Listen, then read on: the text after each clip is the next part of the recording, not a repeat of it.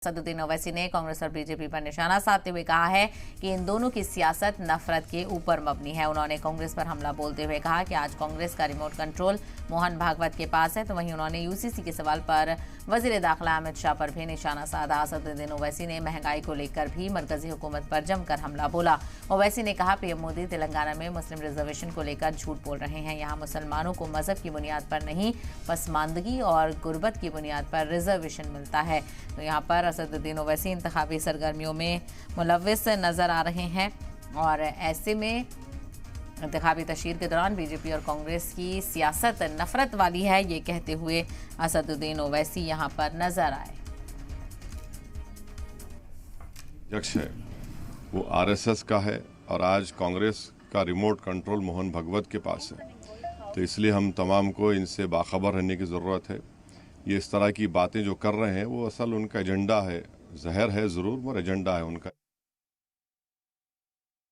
As far as Uniform Civil Code is concerned, I wish and hope that Mr. Amit Shah goes to Adilabad, Khammam and Warangal and stands in the midst of all the Adivasis and tells them that we are going to implement. कीमतें कम करिए। वो जो 60 साल के लोग हैं आप उनको लेके जाना चाह रहे, मगर उनके पास पैसे नहीं है खाना खाने को, तनख्वाहें कम हो गई उनकी औलाद की, महंगाई आसमान को छू रही है। गैस का सिलेंडर कितने में बेच रहे पूछ लीजिए आप, कम से कम मामू तो 400 रुपये में देता हूँ बोल रहे, मोदी जी कितने में देंगे? गैस तो 60 साल के लोग ही परेशान है ना कीमतों से। 1500 में गैस का सिलेंडर आ रहा, मामू बोल रहे 400 बोल रहे, वो तो कम करो आप, कम से कम वो कम नहीं करेंगे आप। मैं बोला कि 620 करोड़ जो आप एयर इंडिया को दे रहे थे मुसलमानों के नाम पे, वो हमारे बच्चों के स्कॉलरशिप में दो आप। आज माइनॉरिटीज में जो स्कॉलरशिप है, pre matric, post matric, merit cum, means, Maulana Azad fellowship, पूरे पैसे कम कर दिए आप। इतने धोखा देते हैं लोग, तो नहीं चाहते माइनॉरिटीज पढ़ें लिखें।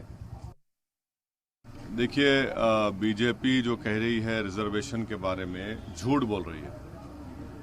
तेलंगाना और आंध्रा के में जो रिजर्वेशन मिल रहा है मुसलमानों को, रिलीजन पे नहीं मिल रहा, नंबर 1 उनको मिल रहा है उनके सोशल एजुकेशनल बैकवर्डनेस की बुनियाद पर, और हर मुसलमान को नहीं मिल रहा है। एक बैकवर्ड मुसलमानों में ही बैकवर्ड एक क्लासेस या कास्ट की लिस्ट बनाई गई है, उन्हीं को मिल रहा है, और सुप्रीम कोर्ट के फैसले के बाद ये जारी है।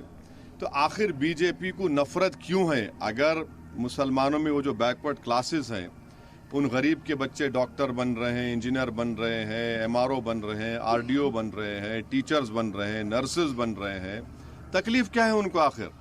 क्या वो नहीं चाहते कि भारत एक ताकतवर मुल्क बने?